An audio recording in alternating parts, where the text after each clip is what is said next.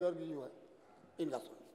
माननीय अध्यक्ष जी, वित्तीय वर्ष 2019-2020 पे अपने अनुमानित बजट पर जो बात नेता विरोधी दल जी ने रखी है उसे बल देने के लिए आगे बढ़ाने का आपने मुझे जो अब तीनों दलीय नेता 15-15 मिनट में बोल दें।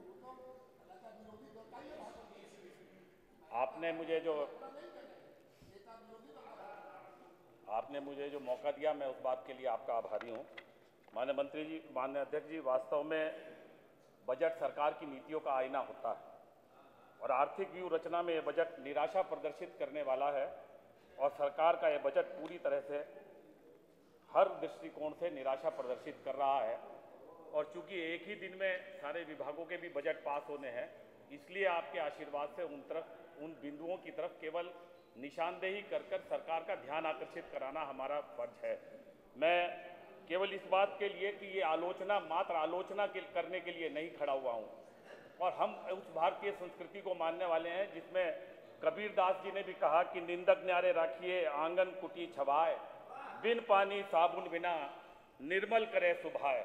यानी निंदक को अपने पास निंदा करने वाले को रखना चाहिए, उसे अपने अधिकाधिक पास रखना चाहिए। वह तो बिना साबुन और पानी के आपकी कमियां बताने का काम कर रहा है, परंतु आप लोकतंत्र की उन तमाम परंपराओं को और संसद की इस गरिमा को घटाकर इस संसद के एक छोटे से हिस्से में बैठे विपक्ष के लोगों के साथ भी अगर पक्षपात करते हुए उन्हें 5 करोड़ रुपए में भी हिस्सेदारी देने का काम न करते हुए दूर करने का काम करेंगे तो निश्चित रूप से यह आपकी नीयत को प्रदर्शित करने की बात करता है।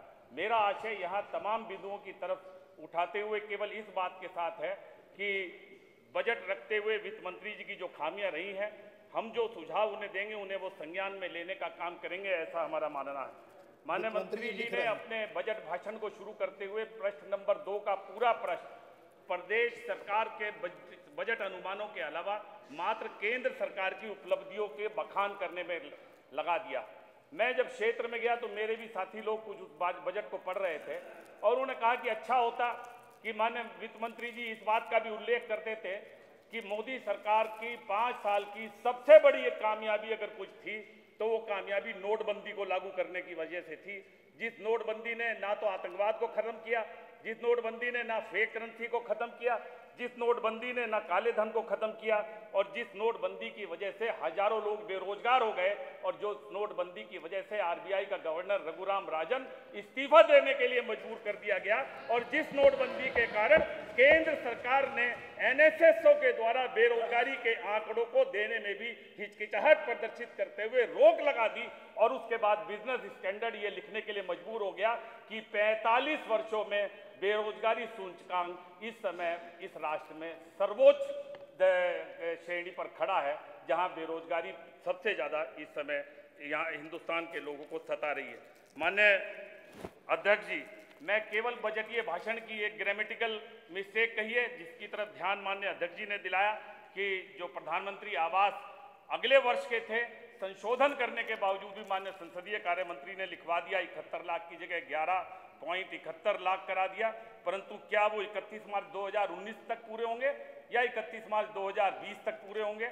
और इस सब के अलावा प्रश्न संख्या 35 पर राजकोषीय घाटा के पैरा में 2019 और 20 लिखने की बजाय 2019 220 लिख दिया गया।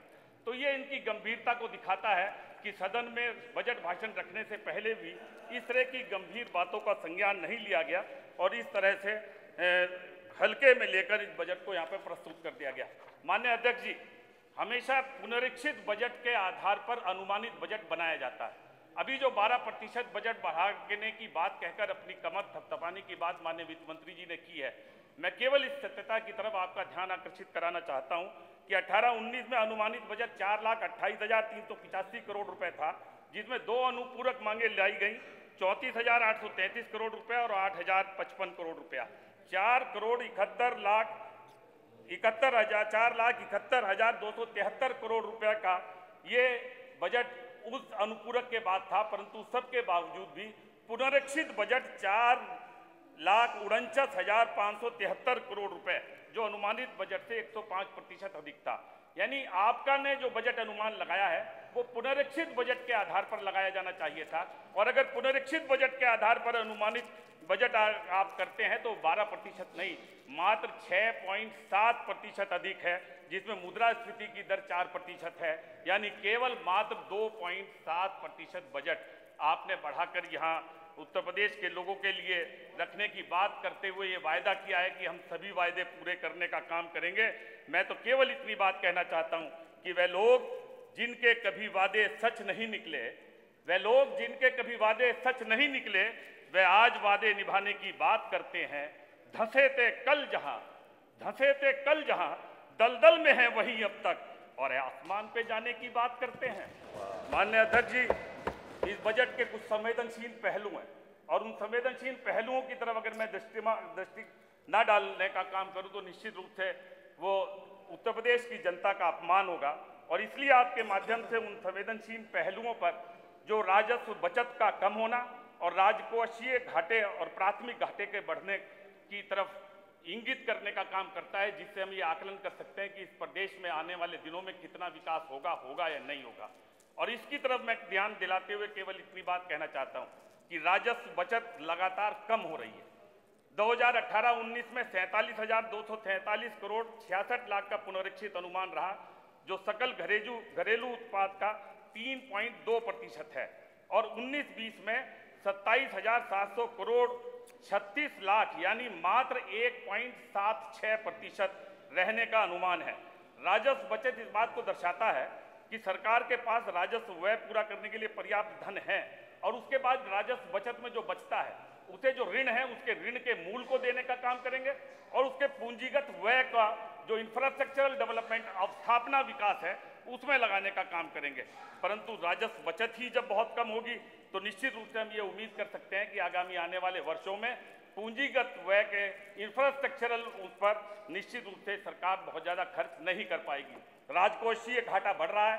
वर्ष 17-18 में 27,809 करोड़ 56 लाख रुपए था, जो 2% था, बढ़कर 18-19 में 43,839 75 लाख हो गया, और अब 19-20 में 46,910 करोड़ 62 लाख रुपए होने का अनुमान है।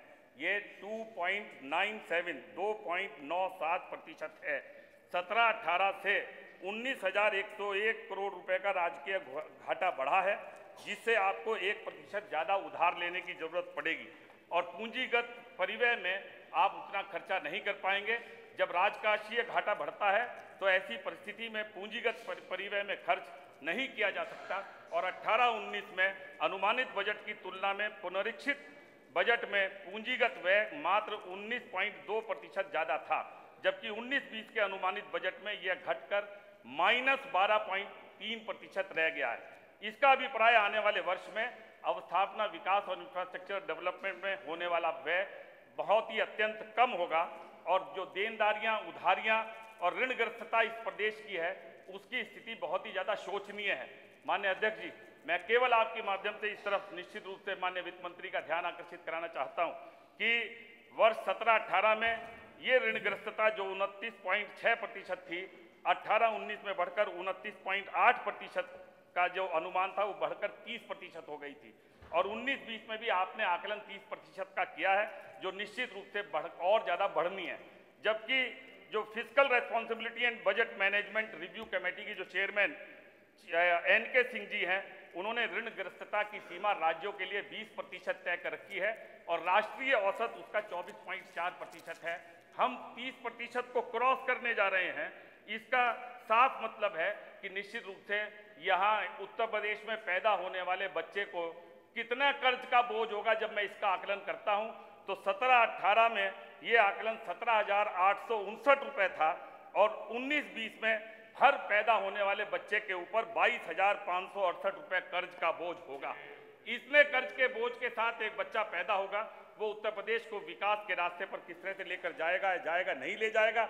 और फिर उसके बाद भी आप आसमान पे जाने की बात करते हैं, तो माननीय वित्त मंत्री जी, मैं तो केवल इतना कहना चाहता हूं कि आसमान इतनी बुलंदी पे जो इतराता है, आसमान इतनी बुलंदी पे जो उतराता है, भूल जाता है कि जमीन से ही नजर आता है, भूल जाता है कि जमीन से ही नजर आता है। माननीय अध्यक्ष जी, इसके अलावा दो बातें और आपके माध्यम से इस बजट की पुस्तिका को पढ़ते हुए, बजट साहित्य को जो मेरे संज्ञान में आई, मैं समझ नहीं पाया पुस्तक खंड 2 भाग 2 पृष्ठ 1 मद संख्या 3 जो महंगाई भत्ते की तरफ इंगित करने का काम करती है। और महंगाई भत्ता सरकारी कर्मचारियों को जो जनवरी जुलाई माह में महंगाई दर के अनुपात में दिया जाता है, सामान्यतः ये 2% से 6% या 7% तक की रहता है। माननीय अध्यक्ष जी, इस राशि को बढ़ाकर 63.72% कर दिया गया। मुझे नहीं समझ में आया 4 और 2 और 6% महंगाई भत्ता देने में आमतौर पर के पिछले तमाम बजटों की बढ़ाकर 63.72% करने का क्या आकलन इस बात के साथ था कि आगे आने वाले वित्तीय वर्ष में आप इतनी ज़्यादा महंगाई को बढ़ाने वाले हैं और इतनी बड़ी महंगाई का सामना उत्तर प्रदेश की जनता को करना पड़ेगा, जिसकी वजह से 63.72% बजट की राशि को बढ़ाया गया है। मद संख्या 15 में आपने गाड़ियों के अनुरक्षण के मद में तब 32.87% की वृद्धि की है, जबकि पूंजी के लिए 95.45, जबकि गाड़ियों के नई गाड़ियों के क्रय की मद संख्या अलग है, वो मद संख्या 14 है। तो ये कौन सी राशि के अंतर्गत आपने आकलन करने का काम किया है जिसमें गाड़ियों के अनुरक्षण के लिए 95.45% वृद्धि करने की बात की गई है? और एक बात और इस प्रदेश के लोगों को बताने की कृपा करें कि गुप्त सेवा के अंदर व्यय के अंदर मद में सरकार ने 133.78% की वृद्धि की है। ये कहीं बजट को साइफन आउट करने की कोशिश तो नहीं है? नहीं तो कौन सी गुप्त सेवा के अंदर 133.78% की वृद्धि कर ये खुफिया जानकारी प्राप्त करने के लिए खर्च किया जाता है, परंतु ये खुफिया जानकारी कहीं विपक्ष को तबाह करने की कोशिश तो नहीं है? मैं इस बात का आकलन और सवाल निश्चित रूप से आपके माध्यम से माननीय वित्त मंत्री जी से पूछना चाहता हूँ।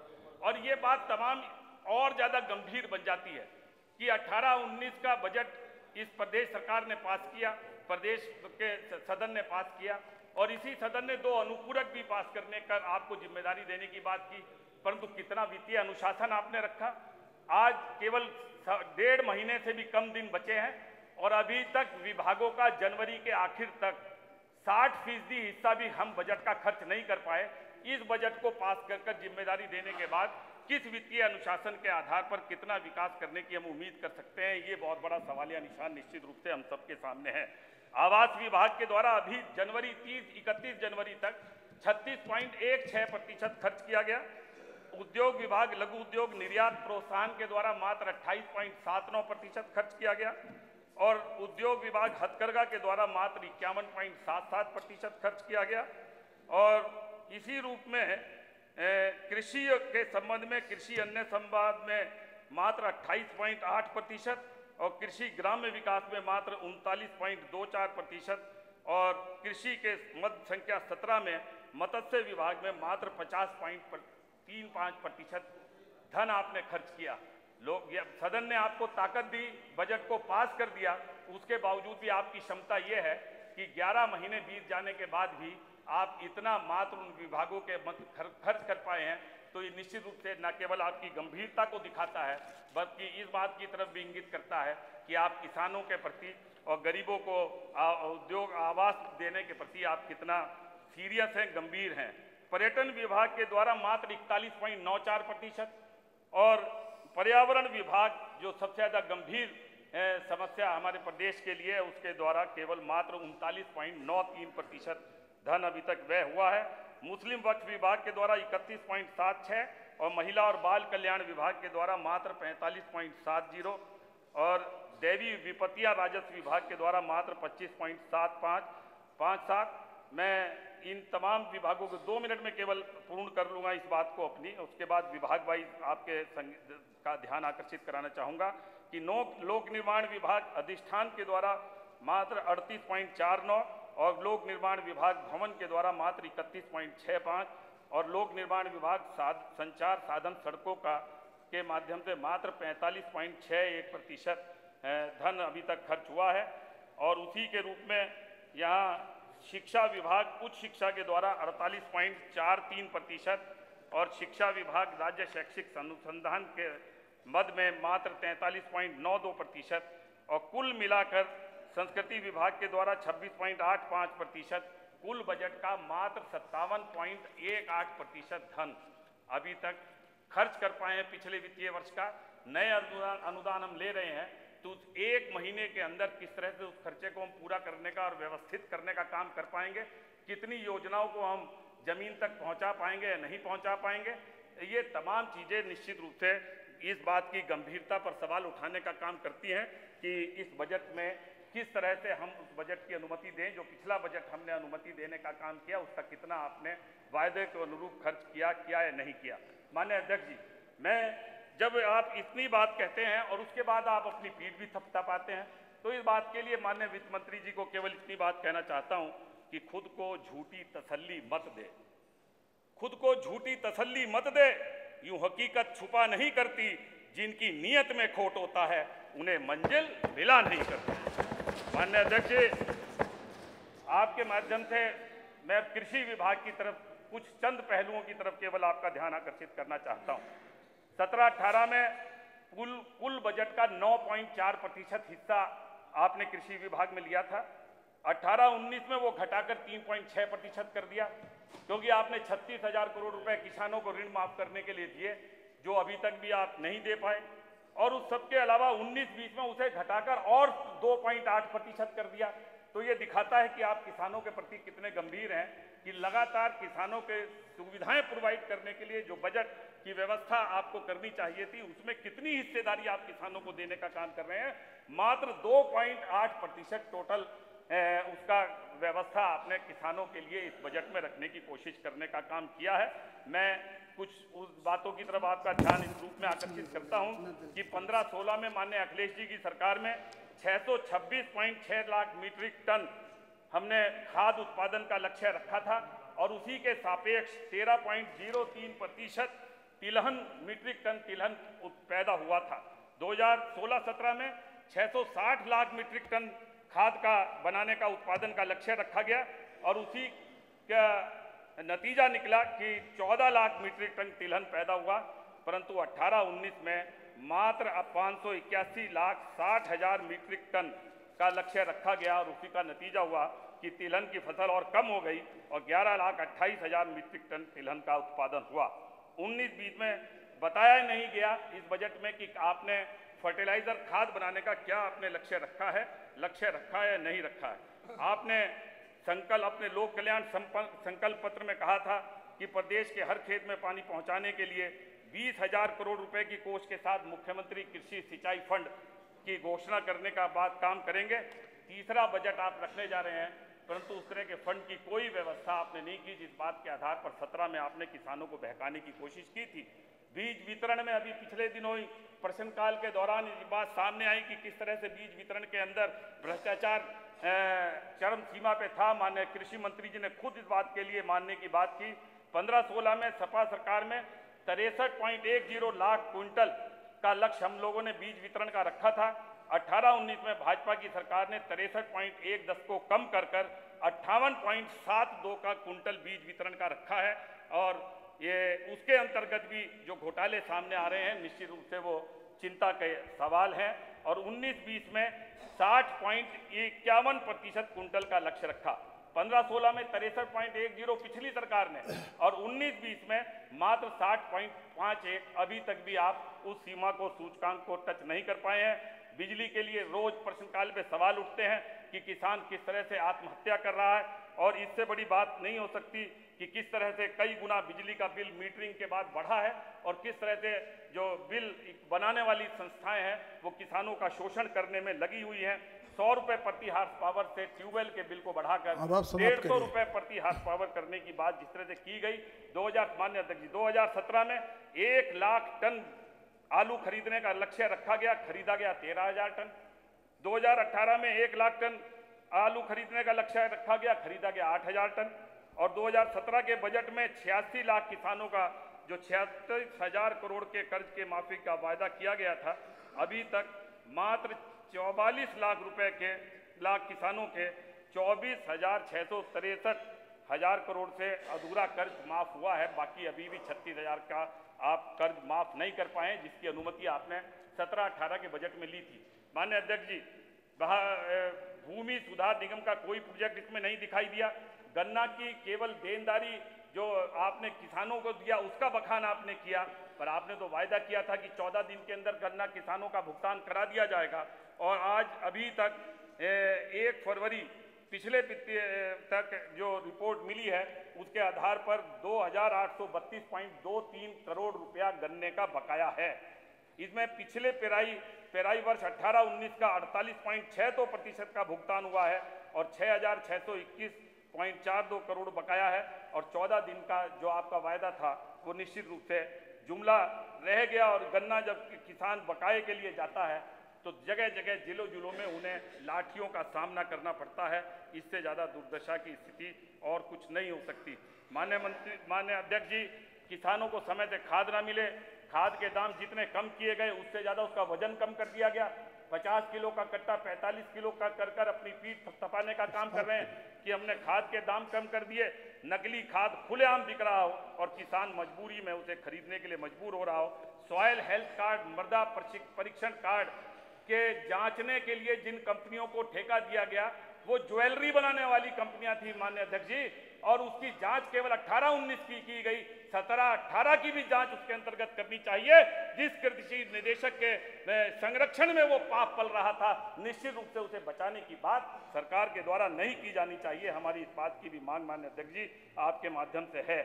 मैं छूटा कृषि जो जानवर हैं उन्होंने जिस तरह से किसानों को परेशान कर रखा है कि आज तक के इतिहास में कभी ऐसा नहीं हुआ कि पूरा गांव इकट्ठा हुआ और उसने छुट्टा जानवरों को खदेड़ कर अपने ही गांव के प्राइमरी पाठशाला के में बंद कर गेट बंद कर दिया और उनसे निजात पाने की कोशिश की हो। कितना नुकसान और किस तरह से अपमान वो लोग सह रहे थे और कितने उनकी फसल का नुकसान हुआ है उसका आकलन नहीं किया जा सकता। निश्चित रूप से इससे ज़्यादा गंभीर बात नहीं हो सकती। अभी हाल ही में 11 फरवरी 2019 को हमीरपुर के जटिया थाना क्षेत्र के खेड़ा शिलाजीत गांव का निवासी बैंक और साहूकारों का से परेशान होकर किसान भान सिंह अपनी आत्महत्या कर लेता है। तो आज आज़ादी के 70 साल बाद भी अगर किसान आत्महत्या करने के लिए मजबूर हो जाए तो हम महसूस कर सकते हैं कि किसानों की हालत कैसी है। माननीय अध्यक्ष जी, चिकित्सा के बजट में आपने पूरे बजट का 3.7% आवंटित किया, जबकि राष्ट्रीय औसत 4.9% है। चिकित्सा की हालत क्या है ये बात किसी से छिपी हुई नहीं है, परंतु सबके बावजूद में कुछ पॉइंट्स पर लखनऊ में कैंसर संस्थान का शिलान्यास हो गया था। 100 एकड़ भूमि भी पिछली सरकार ने कर दी थी और 111 करोड़ का बजट प्रावधान किया गया था, परंतु कैंसर संस्थान के शिलान्यास को हम उम्मीद कर रहे थे कि इस बजट में उसकी व्यवस्था करेंगे, उसकी कोई व्यवस्था नहीं हुई। और उसी के साथ साथ अस्पतालों की जो हालत है वो प्रश्नकाल में बहुत साफगोई के साथ सामने आई है। 5000 से ज़्यादा किस तरह से डॉक्टरों की कमी है। सहारनपुर मेडिकल कॉलेज की हालत बहुत ज़्यादा गंभीर है और इसी वजह से पिछले दिनों जहरीली शराब कांड के पीड़ित बीमार लोगों को मेरठ रेफर किया गया और प्रदेश के लोगों के बीच में भ्रम आया कि जो लोग मेरठ मेडिकल कॉलेज में मरे हैं वो कहीं मेरठ के तो नहीं हैं, जबकि सहारनपुर की उसी घटना से उन सबका ताल्लुक था। ये तमाम चीज़ें इस बात को प्रदर्शित करती हैं कि किस तरह से यहाँ इन तमाम चीज़ों के साथ साथ चिकित्सा के प्रति ये सरकार कितनी गंभीर है या नहीं है। इसी तरह शिक्षा के क्षेत्र में मैं केवल इस बात के लिए उल्लेख करना चाहता हूँ कि किसी भी समाज के विकास में सबसे बड़ा योगदान शिक्षा का है। जब तक हम आम आदमी को शिक्षित नहीं करेंगे तब तक हम ये निर्णय नहीं ले सकते कि वो अपने भले या बुरे के बारे में सही निर्णय लेने की क्षमता रख पाएगा नहीं रख पाएगा। संविधान निर्माताओं ने भी 10 साल के अंदर फ्री और कंपलसरी एजुकेशन करने का प्रावधान किया था, परंतु बदकिस्मती से हर 10 साल बाद हम उस बात का संशोधन लाते रहे। अगले 10 साल में कर देंगे। आज़ादी के बाद आज़ाद होने वाले छोटे छोटे मुल्क 100% लिटरेट हो गए, श्रीलंका, इंडोनेशिया, मलेशिया, परंतु हिंदुस्तान अभी भी, और हिंदुस्तान का सबसे बड़ा प्रदेश, हिंदुस्तान का दिल, आज उसकी हालत ऐसी हो कि हम शिक्षा के बजट में भी कंजूसी करने का काम करें। मैं इसलिए आपका ध्यान आकर्षित कराना चाहता हूं कि शिक्षा के बजट को कम किया गया, जो मात्र 14.3% कर दिया गया। अखिलेश जी की सरकार में 15-16 में ये 16.7% था, 16-17 में 17.7% था, आपने घटाकर 14.3% कर दिया, जबकि राष्ट्रीय औसत 15.9% है। यानी हम 15.9% तक भी नहीं पहुंचे। मैं नगर क्षेत्र से ताल्लुक रखता हूं, हालांकि और उसी में जो प्राइमरी एजुकेशन की हालत है, ये बात केवल इसलिए आपके माध्यम से शासन का ध्यान आकर्षित कराना चाहता हूं। जितने भी प्राथमिक विद्यालय हैं उनमें से आधे से ज़्यादा विद्यालयों को मकान मालिकों ने किराए से खाली करा लिया। एक ही स्कूल में कई विद्यालय चल रहे हैं। और उन सबकी स्थिति ऐसी है कि वहाँ बिजली का भी कनेक्शन नहीं है।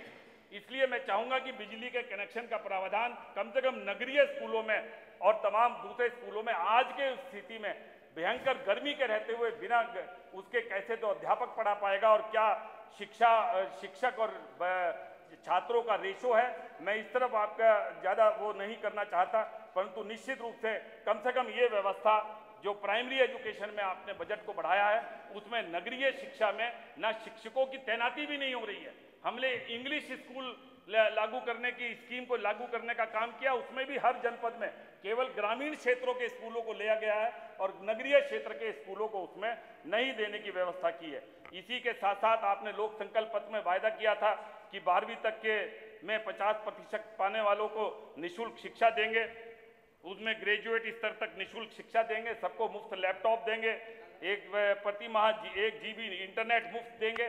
क्या ये तमाम चीजें समाप्त करिए या उन तमाम चीजों पर आप लोग गंभीर गंभीर हैं? इसलिए मैं केवल आपके माध्यम से इसलिए बात कहना चाहता हूं कि इन तमाम चीजों के माध्यम से ये बात महसूस होती है कि शिक्षा मित्रों की स्थिति क्या है।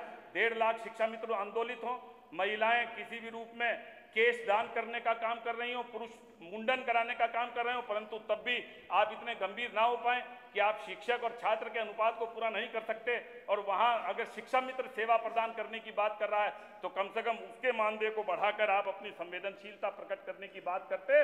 इस तरफ की संवेदनहीनता निश्चित रूप से उसकी गुणवत्ता को भी आकर्षित करने का काम करती है। माननीय अध्यक्ष जी, इसी रूप में आपने उच्च शिक्षा के बजट को घटाने का काम किया है, जो पिछले वर्ष 3758.70 करोड़ रुपए था, उसे घटाकर आपने 2896.68 करोड़ रुपए कर दिया। सहारनपुर में आपने एक राजकीय विश्वविद्यालय की घोषणा की, उसका हम आपका स्वागत करते हैं, परंतु मैं आपके माध्यम से कहना चाहता हूं कि एक पूरे प्रदेश से एक IIT छीन जाए और IIT छीनकर अगर विश्वविद्यालय दिया जाए तो निश्चित रूप से IIT के बदले में हम उस राजकीय विश्वविद्यालय को लेना पसंद नहीं करेंगे। मात्र 10 करोड़ की लागत से कोई विश्वविद्यालय नहीं बन सकता। वहाँ इंडियन पेपर टेक्नोलॉजी IPT का सेंटर, एशिया में सबसे बड़े सेंटर के रूप में सहारनपुर में स्टार पेपर मिल, IPT और CPPRI, इन तीनों को क्लब कर जो पेपर अनुसंधान होता था, हिंदुस्तान की कोई पेपर मिल ऐसी नहीं है जहां IPT से पढ़ा हुआ टेक्नोक्रेट ना हो। उसके बाद उसे IIT रुड़की में शामिल कर दिया गया, वो IIT रुड़की का सेकंड कैंपस बन गया। IIT रुड़की के सेकंड कैंपस बनने की वजह से IIT एंट्रेंस के जरिए उसका इम्तिहान होने लगा। IIT एंट्रेंस में पेपर टेक्नोलॉजी को लोग लास्ट कैटेगरी में ऑप्ट करने लगे और उसमें कैंपस में रहने वाले शिक्षकों का मोह चूंकि रुड़की विश्वविद्यालय के साथ था, इसलिए शनै शनै उसकी इंपॉर्टेंस को कम करने की कोशिश करने का काम किया गया। माननीय अध्यक्ष जी, मैं आपके माध्यम से केवल इतनी बात कहना चाहता हूं, छोटे छोटे प्रदेशों को एक पूरा IIT मिला है। उत्तर प्रदेश के पास केवल कानपुर IIT है। ये मौका है पश्चिमी उत्तर प्रदेश को एक IIT देने का कि जो CPPRI में भी उस तरह काम नहीं होता जो वाणिज्य उद्योग मंत्रालय के अंदर में है, और IIT रुड़की जो HRD मंत्रालय के अंदर में है। इन दोनों कैंपस को अगर आप एमलगमेट कर पश्चिमी उत्तर प्रदेश को एक अलग IIT दे दें और राजकीय विश्वविद्यालय को अलग से स्थापित करने का काम कर दें तो निश्चित रूप से पूरे उत्तर प्रदेश के लिए एक बहुत ही महत्वपूर्ण काम आगे आने वाले दिनों में होगा। आपने 4000 IT सीटें बढ़ाने की बात की, एक पॉलिटेक्निक आप खोल नहीं सके। ये बेरोजगारी की चीज अभी मुद्दा उज्ज्वल रमन जी ने आप सबके सामने रखा है, मैं उसे दोबारा से उल्लेख नहीं करना चाहता। केवल इतनी बात बताना चाहता हूं कि आपने लोक संकल्प पत्र में 90 दिनों के अंदर सभी रिक्त सरकारी पदों को पारदर्शी तरीके से भरने का वायदा किया था। आज 600 से ज्यादा दिन हो गए, सारे पद अभी भी 5 लाख से ज्यादा पद रिक्त पड़े हैं। और कौशल विकास के अंतर रोजगार देने का पीठ थपथपाने की बात हमारे श्रम मंत्री जी कर रहे हैं। क्या तो मिनिमम वेजेस है और कौशल विकास में जो आपने संयोजन का आंकड़ा पेश किया, उन्हें 5000, 6000, 7000 रुपए देकर 18000 के मिनिमम वेजेस का मखौल उड़ाने का काम ना करो। वो बेरोजगार जो कोर्स से ग्रसित होकर इस समाज के प्रति उपेक्षित महसूस करने का काम कर रहा है, कम से कम इतनी कोशिश मत करो कि उसकी भावनाओं के साथ खिलवाड़ हो। कौशल विकास के अंतर्गत जो जवाब आपने दिया है उसी में केवल 5000, 6000, 7000 रुपए महीने की तनख्वाह बीटेक करने वाला, पॉलिटेक्निक करने वाला अगर वो छात्र को रोजगार के नाम पर देकर अपनी दुहाई और जिम्मेदारी पूरा करने की नीयत ये सरकार रखती है तो निश्चित रूप से उस पर बहुत बड़ा प्रश्न चिन्ह है। 4000 उर्दू शिक्षकों के पद आपने निरस्त कर दिए और उर्दू शिक्षकों के पद आपने निरस्त करते हुए बात महसूस नहीं की कि इसका मैसेज क्या जाएगा। माननीय वित्त मंत्री जी ने तो अपनी भावनाएं भी व्यक्त करने की अगर बात की तो वसीम बरेलवी साहब के शेर से की, यानी आपकी भावनाओं को भी व्यक्त उर्दू ने बस किया। इसी शेर के साथ आप और समाप्त हिंदी कर तो बहने दीजिए। हैं। माननीय अध्यक्ष जी, मैं केवल इतनी बात कहना चाहता हूं, वसीम बरेलवी साहब ने ही वही शेर उर्दू सुना के दीजिए। बारे में माननीय वित्त मंत्री जी का ध्यान आकर्षित कराने के लिए मुझे कहा है, इसलिए मैं आपके माध्यम से उन तक ये बात पहुंचाना चाहता हूं कि उर्दू क्या है।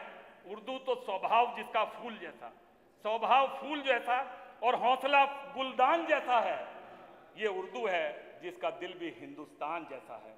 और इसकी अपनी बातों की अभिव्यक्ति करने के लिए भी आपको उर्दू की जरूरत पड़ी और वसीम बरेलवी साहब को आपको कोट करना पड़ा, और उसके बाद भी न जाने कितने शेर आपने रखे। तो कम से कम उर्दू शिक्षक जो 4000 पद माने अखिलेश यादव जी की सरकार ने स्वीकृत करने का काम किया था, उन्हें निरस्त करने की बात नहीं की जानी चाहिए थी। मैं केवल आपके माध्यम से इतनी बात बताना चाहता हूं कि प्रथम चरण में माननीय अखिलेश यादव जी ने 4280, दूसरे चरण में 3500 पदों को स्वीकृत करने का काम किया। माननीय मुलायम सिंह यादव जी ने 4000 उर्दू अनुवादकों को रखने की बात की, बेसिक एवं जूनियर के 9000 पदों को रखा। तो आप उर्दू अध्यापकों के प्रति इतना सौतेला व्यवहार दिखाकर क्या बात प्रदर्शित करना चाहते हैं, निश्चित रूप से ये बहुत बड़ा सवालिया निशान सारे लोगों के सामने है। और अगर ध्रुवीकरण की बात से मैं ये बात, अगर इस मानसिकता के साथ आपने इस बजट को रखकर अब ये अंतिम बिंदु है ना आपका, निरस्त करने का काम किया है, तो निश्चित रूप से बहुत ही बड़े चिंता का प्रश्न है। मैं ये बात कहते हुए कि बड़े अनमोल हैं खून के ये रिश्ते, बड़े अनमोल हैं खून के रिश्ते, इनको तू बेकार ना कर, देश के इस गुलदस्ते के बीच नफरत की दीवार ना कर। माननीय अध्यक्ष जी, कानून व्यवस्था का क्या हाल है, मैं इन तमाम चीजों की तरफ नहीं जाना चाहता। साइबर अपराध तेजी से बढ़ रहे हैं, और माननीय हमारे विधायक अभी जो सुबह जिनका कल्याण सिंह पासवान जी का, इरफान सोलंकी जी, अगर विधायकों की ही एफआईआर नहीं होगी तो यही उस हांडी के चावल को देखकर आप महसूस कर सकते हैं कि आम आदमी की हालत क्या होगी। मैं उन तमाम आंकड़ों को पेश नहीं करना चाहता, मेरे पास वो तमाम आंकड़े हैं कि महिलाओं के ऊपर होने वाले बलात्कार और अत्याचार और ज्यादा बढ़े हैं। मैं उन तमाम चीजों की तरफ आपका ध्यान केवल इस बात के साथ कि अलीगढ़ मुस्लिम विश्वविद्यालय की जो बात अभी हमारे साथी उठाने की बात वो बिना अनुमति के उनका मकसद केवल इस बात के साथ था कि अलीगढ़ मुस्लिम विश्वविद्यालय ने न जाने कितने डॉक्टर्स दिए हैं, न जाने कितने इंजीनियर्स दिए हैं, वो बिना अनुमति के बोल रहे हैं। समुदाय से नहीं है, न जाने कितने आईएएस दिए हैं, न जाने कितने पीसीएस दिए हैं, और ऐसे उस गरिमापूर्ण विश्वविद्यालय के साथ ये कहकर कि आतंकवादियों की का सेंटर है, निश्चित रूप से उस बात की हम लोग निंदा करते हैं। ये बात किसी भी रूप में, और राष्ट्रपति और उपराष्ट्रपति तक के लोगों को उसमें देने का काम किया गया है। माननीय अध्यक्ष जी, उसमें भी माननीय, अब आप समाप्त करिए, मैं बड़ी देर से कह रहा हूं, आप समाप्त करिए। केवल एक तरफा मुकदमा कायम करने की अब आप समाप्त करिए, और दूसरे जो छात्र आमिर बुरी तरह घायल कौमा की स्थिति में है, कृपया समाप्त करिए, कृपया समाप्त करिए। अब हो गया माननीय अध्यक्ष जी, हो गया। अब हम वर्मा जी को पुकार रहे हैं। कुछ चंद 2-3 बातें और हैं, मैं बहुत देर से मना कर रहा हूं, आकर्षित कराना चाहता हूं पर्यावरण के प्रति। ये आप वर्मा जी का समय ले रहे हैं। माननीय मुख्यमंत्री जी भी बहुत गंभीर रहे और उन्होंने 40 माइक्रोन तक के प्लास्टिक पर, पॉलीथीन पर बैन लगा दिया। तो वो बात अलग है कि जब बैन लगने का आदेश होता है, कुछ दिन बहुत गर्मा गर्मी होती है, पर आज सारे के सारे खेत रंगीन काला नीला पीला रंग की थैलियों के साथ मुंह दिखा कर हम सबको चिढ़ा रहे हैं कि वो किस तरह से ग्रीन हाउस इफेक्ट गैसेस को पैदा कर इस पूरे के पूरे पर्यावरण को चुनौती देने का काम कर रहे हैं। उत्तर प्रदेश की solid waste management monitoring committee के अध्यक्ष न्यायमूर्ति डीपी सिंह जी ने इस बात को कहने की बात की कि उत्तर प्रदेश में औद्योगिक प्रदूषण, उत्तर प्रदेश प्रदूषण नियंत्रण बोर्ड, आप तो मान जाते रहे हैं, मान नहीं रहे। प्रदूषण नियंत्रण बोर्ड बात क्या है? पर्यावरण निदेशालय की मिली भगत से हो रहा है। काली और हिंडन नदी की जो स्थितियां रही हैं, गंगा में जो विषाक्त भारी धातुओं और कीटनाशकों की मौजूदगी पाई गई है, और वायु गुणवत्ता में विश्व स्वास्थ्य संगठन ने पूरी दुनिया के 20 शहरों में, अब मुझे क्या करना चाहिए, आप बैठ नहीं उत्तर प्रदेश के हैं शामिल करने का बैठ जाइए भाई, वो इस बात को महसूस कराता है। अब आप बैठ जाइए, पर्यावरण के प्रति जो चिंता होनी चाहिए, कृपा करके बैठ जाइए। मॉनिटरिंग कमेटी ने गोरखपुर औद्योगिक विकास अब आप बैठिए, प्राधिकरण के अब आप बैठिए, अब आप पर्यावरण की मजदूरी के उद्योगों को भी पकड़ा है, और भी ज्यादा चुनौती देने का काम करता है। अधिवक्ताओं के कल्याण, नए अधिवक्ताओं सारे कागज हमको दे दीजिए, योजना को घोषित करने का काम नहीं किया गया। और अगर मैं ये आपके पास कुछ घटनाओं का केवल उल्लेख करना चाहता हूं, अपना करिए, हो गया। घोटालों के मामले में हम इतना बड़ा बजट माननीय अध्यक्ष जी दे दें और हम इस बात का हिसाब भी ना ले पाए, नहीं, ये आप बहुत देर से घोटाले बोल किस तरह से हुए। मृदा स्वास्थ्य कार्ड का घोटाला, बीज खरीद का घोटाला, पीडीएस के 30 करोड़ गरीबों के अनाज का घोटाला, इन्वेस्टर मीट में 80 लाख का आप घोटाला, 50 मिनट से बोल रहे हैं। चैनल के द्वारा स्टिंग ऑपरेशन में पूरी सरकार की पोल जिस तरह से खोलकर रख दी इसी विधानसभा के परिसर में 3 मंत्रियों के सचिव ने, ये निश्चित रूप से चिंता को प्रकट करने का काम करता है। उत्तर प्रदेश की जेलों में पैसे देकर लोगों का मर्डर हो रहा हो और वसूली करने के मामले सामने आ रहे हो तो निश्चित रूप से ये बहुत ही चिंता का विषय है। माननीय अध्यक्ष जी, ऊर्जा का बजट घटा दिया गया। 1 मेगावाट बिजली का आप पैदा करने का कारखाना आपने नहीं लगाया। माननीय अखिलेश जी की सरकार में 12-13 में 18.3%, 13-14 में 16.8%, 14-15 में 15.8%, 15-16 में 16.78%, 16-17 में 17.7%, परंतु आपने मात्र 14.3% ऊर्जा विभाग को दिया है, जो इस बात को महसूस कराता है कि आगे भी आपकी कोई योजना 1 मेगावाट आप कितना समय लेने वाले की नहीं है। अब स्थापना बहुत समय आप ज्यादा दे नहीं सकते क्योंकि आपको राजस्व बचत उतना नहीं हुआ, आपका घाटा बढ़ रहा है। इसीलिए आपने गंगा एक्सप्रेसवे की घोषणा तो कर दी, 1 पैसे की व्यवस्था नहीं की। बुंदेलखंड एक्सप्रेसवे में अभी तक 660 करोड़ रुपए और 1000 करोड़ रुपए इसमें, जबकि 14,000 करोड़ रुपए का उसका बजट है। बलिया समाजवादी एक्सप्रेस जिसका नाम आपने पूर्वांचल एक्सप्रेस रख दिया, उसमें अब आप बैठिए, माननीय लाल जी वर्मा को बुला रहे हैं। अब आप बैठे, कृपा करके बैठिए, कृपा करके बैठिए, बहुत देर हो गई। और इसी तरह डिफेंस कॉरिडोर 50 मिनट से ज्यादा हो गया, उसमें मात्र 1000 50 मिनट से ज्यादा हो गया का काम किया। मैं एक बात आप मान जाइए, जो समाज के सबसे आखिरी आप जबरदस्ती कर रहे हैं लोग हैं, आदिवासियों के बारे में कहना चाहता हूँ।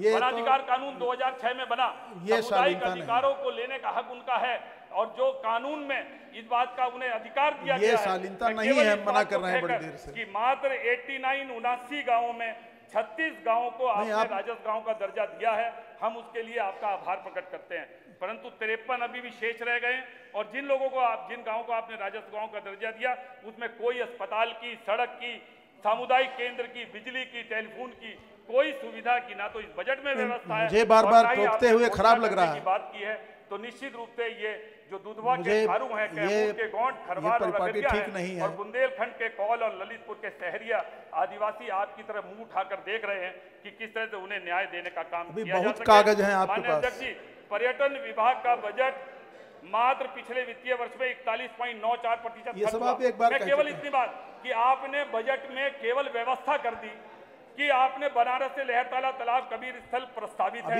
प्रयागराज में ऋषि भारद्वाज प्रस्तावित है, विंध्याचल नेमिचरण प्रस्तावित है, गौद परिपथ सारनाथ कुशीनगर प्रस्तावित है, शाकुंभर देवी शुक्रताल प्रस्तावित है। उचित नहीं है जब मैं मना कर रहा हूँ, आपने बैठना नहीं है। निश्चित रूप से ये बात मैं मना कर रहा हूँ, आप बैठने अब आप तो कृपा करिए। मैं केवल एक बात आपकी, पूरा सदन इस बात के लिए आज मान्य नेता सदन भी मौजूद हैं, लेकिन और पूरे सदन ने हस्ताक्षर कर इस बात की याचना की है। वैसे तो लोकतंत्र में आपका विश्वास कितना है कितना नहीं, पिछले तमाम प्रकरणों में बातें सामने आई हैं, पर मैं इस बात के साथ कि जो 100 इंडिया मार्क II हैंडपंप हैं उन्हें निश्चित रूप से बढ़ाकर 250 इंडिया मार्क II हैंडपंप किया जाना चाहिए। ये पूरे सदन की भावना है, ये आपके माध्यम से बात करना चाहता हूं। और उसी के साथ साथ नगरीय क्षेत्र के विधायकों के लिए आपने बात कही थी कि 2 इंडिया मार्क II की बजाय एक सबमर्सिबल देने का काम हम करेंगे। वो शासनादेश अभी तक नहीं पहुंचा है, उस शासनादेश को अगर आप पहुंचा देंगे तो प्राइमरी स्कूलों में जहां शौचालय नहीं है, सबमर्सिबल लगाकर विधायक उस बात के लिए सहूलियत देने का काम कर सकता है। माननीय अध्यक्ष जी, केवल एक बात कहकर अपनी बात खत्म करूंगा। आप नहीं खत्म करेंगे, ऐसा विश्वास नहीं हो रहा। आज जब समाज 90% लोग अध्यात्म और विज्ञान के द्वंद्व में है, परमार्थ और स्वार्थ के द्वंद्व में है, ग्रहण और त्याग के द्वंद्व में है, परंतु अगर मुखिया द्वंद्व में होने लगे कि राज सत्ता का सुख और पीठ के पीठाधीश्वर के रूप में, तो निश्चित रूप से वो कुछ इस तरह के फैसले लेने की बात करता है कि वो इस तरह के लक्षण दिखाने की बात कर देता है कि जब हम भगवान हनुमान को भी दलित बता देने का काम करते हैं। इसका बजट से क्या संबंध है? हुए ये तमाम चीजें ना हो, इस बात का बजट से क्या संबंध है? फैसला है, अब आप बैठिए, कोई घबराने की जरूरत नहीं है, परंतु मैं केवल इस बातों के साथ अपनी बात खत्म नहीं। अब आप बैठिए, अब आप बैठिए। तू अपने पिंडार की खबर ले, बस 2 लाइन के बाद अपनी बात 2 लाइन के, अब बैठिए। तू अपने पिंडार की खबर ले कि रुख हवा का बदल रहा है, तेरी नजर से बहकने वाला फरेब खाकर संभल रहा है, फरेब खाकर संभल। माननीय वर्मा जी, माननीय वर्मा जी, माननीय वर्मा जी खड़े हो गए। अब आप बैठिए, ने तो प्रदेश, अब आप बैठिए, माननीय वर्मा जी खड़े हो गए, बैठिए।